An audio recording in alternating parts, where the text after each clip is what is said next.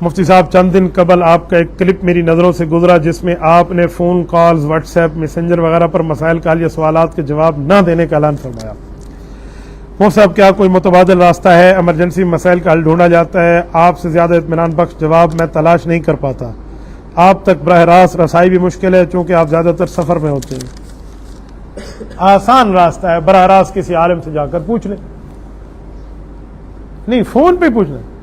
ایمان سے بتائیں جب آپ کو جسمانی تکلیف ہوتی ہے کتنے ڈاکٹروں کو کال کر کے آپ فون پہ دوائی لیتے ہیں؟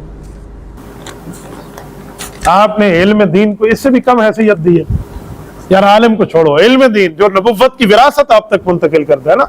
میں کو خالہ جی کی بات تو آپ تک نہیں سناتا، آپ جو مجھ سے رابطہ فرما رہے ہیں تو میں اللہ رسول کی بات آپ تک پہنچاؤں گا۔ آپ نے اللہ رسول کی بات کو اتنی ویلیو دی ہے جتنی ڈاکٹر کو بھی آپ نے نہیں دی۔ عالم تک براہ راست جائیے۔ رہ گیا فون، بھائی میں تو فون سے تنگ ہوں، اس مسئلے میں بہت تنگ ہوں۔ آج کی بات لوگ سفارش کراتے ہیں، مجھے سفارش کرائی، حضرت وہ بندہ کہہ رہا ہے مجھ کو میری کال اٹھاؤ ورنہ میں خودکشی کرنا ہے۔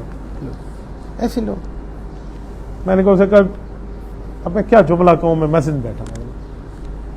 یعنی لوگوں نے فرض کر لیا کہ آپ ہی سے پوچھیں، مجھ سے براہ راست پوچھو نا۔ یہ اتنے مسائل سنا رہا ہوں، شدید پیاس میں بیٹھا ہوں، پھر بھی سنا رہا ہوں۔ آپ پہ کوئی احسان نہیں کر رہا، ان اجری الا علی رب العالمین، اللہ اجر دے گا۔ نہ آپ مجھ سے احسان کر رہے ہیں، آپ اور ہم یہاں بیٹھے ہیں فزیکلی، آپ پوچھیں۔ اب لوگوں نے نیا راستہ ڈھونڈ لیا ہے، یہاں کیمنٹس میں جا کے سوال لکھیں گے، کسی کو بتائیں گے، یہاں ان کا کوئی نمائندہ بیٹھا ہوگا، وہ لکھ کے مجھے جمع کرا دے گا۔ بھائی اگر اس طرح آپ سوال پوچھیں گے اور مجھے سوال کے اوپر کچھ پوچھنا پڑے کہ اس کا مطلب کیا ہے، نہ تمہارے نمائندے کو پتا نہ لکھنے والے کو پتا، یہ پتا چلے گا فلاں نے فلاں سے بھیجا۔ مجھے ایسے سوال آ جاتے ہیں، پتا ہوتا ہے بندہ لاہور بیٹھا ہے، بندہ کراچی بیٹھا ہے، بندہ انڈیا بیٹھا ہے،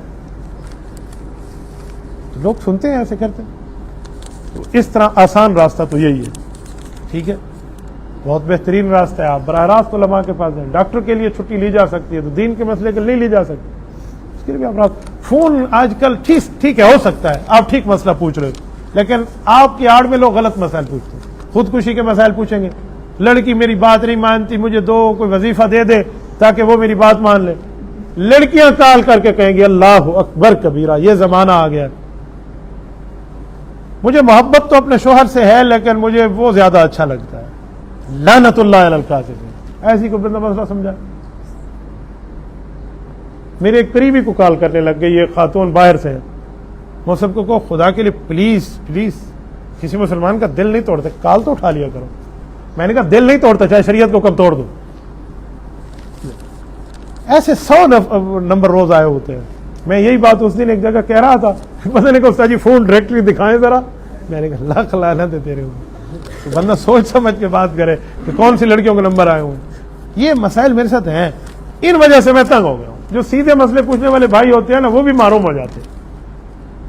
تو آج کل حقیقتاً نہ کوئی وقت دیکھے گا کال کرنے کے لیے، نہ کوئی آپ کی مصروفیت دیکھے گا۔ کال کے آداب ہیں، اگر ایک آدمی نے آپ کی کال کاٹ دی ہے 10 منٹ صبر کر لو، نہیں مسلسل کال اور مسلسل کال کریں جب ایمرجنسی کی بات ہو۔ ایمرجنسی نہیں ہے تو کیا مسئلہ، مسلسل کال چل رہی ہوتی ہے۔ آپ کو میں یہاں دکھاؤں، آؤ، یہ جمعہ کے وقت سے ابھی بیٹھا ہوں، 34 کالیں آئی ہوئی ہیں۔ آپ بتاؤ میں کہاں جاؤں؟ 34 آؤ، یہ 34 یہ میں 34 کال سنتا یا جواب دیتا؟ میں نے بھی طے کیا 34 نہیں 534 کال کر لیں، نہیں اٹھاؤں گا، جو کرتا ہے کرتا رہے۔ مجھے کیا پتا کہ وہ فون پہ بیٹھ کے کوئی دھمکی دے رہا ہے، فون پہ بیٹھ کے کوئی خودکشی کا مسئلہ پوچھ رہا ہے اور بعد میں اس کی فون کھلے اور کہیں آخری کال تو اس نے مفتی صاحب کو کی تھی۔ تو بھائی میں آپ کے لیے دعا گو ہوں، اگر آپ مجھ سے مسئلے میں تسلی رکھتے ہیں تو مجھے آپ کا شکریہ ادا کرنا چاہیے۔ ملاقات میں مسئلے بتا دوں گا، آپ لکھ کے رکھ دیا کریں۔ مفتی صاحب جمعہ کے روز 2 خطبوں کے درمیان دعا قبول ہوتی ہے، لیکن اکثر لوگ ہاتھ اٹھا کے مانگتے ہیں، ایسا ہے ٹھیک ہے؟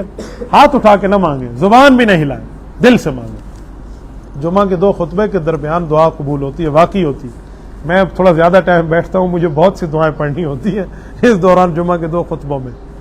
تو یہ جو ہے نا،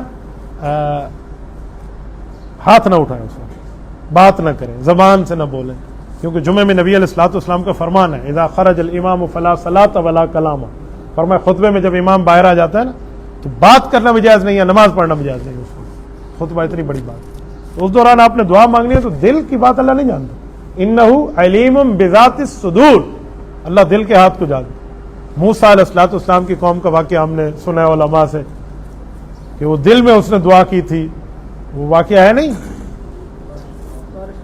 हाँ राइट, बारिश नहीं आ रही थी ना, तो रब ने फरमाया यहाँ एक शख्स है जो गुनाहगार है, उसे कहो निकलो यहाँ से, वो निकलेगा तो तुम्हारे ऊपर रहमत है। तो मूसा अलैहिस्सलाम ने भी ऐलान फरमा दिया मजमे में, और उसको पता चल गया जो गुनाहगार था कि मेरी वजह से बारिश रुकी है, और उसने हाथ नहीं उठाया, उसने दिल ही से अल्लाह से कहा कि अल्लाह मैं वादा पक्का कर रहा हूं कि तौबा है, अब तू मेरा पर्दा रख ले, अगर अब मैं कौम से निकल के बाहर गया तो मेरी नस्लों को भी लोग ताना दे दे के मार देंगे कि तुम्हारे फलां ने इतने गुनाह किए थे, तुम्हारी वजह से पूरी कौम जलील थी। वहीं ठहरे कि बारिश शुरू हो गई। मूसा अलैहिस्सलाम से लोगों ने कहा निकला तो कोई नहीं है। हजरत मूसा ने रब से पूछा, रब ने फरमाया नहीं निकला, जिसकी वजह से रोकी थी अब उसकी वजह से दी है। कौम ने कहा मूसा अलैहिस्सलाम पूछ के बताएं, उसकी ज़ियारत करें। अब जब ज़ियारत हो सकती थी तो फिर भी उसका पर्दा न रहता ना, तो रब ने फरमाया मेरा दुश्मन था, उसका पर्दा नहीं तोड़ा, अब तो मेरा यार बन गया, अब तो तौबा के बाद मेरी यारी लग गई है।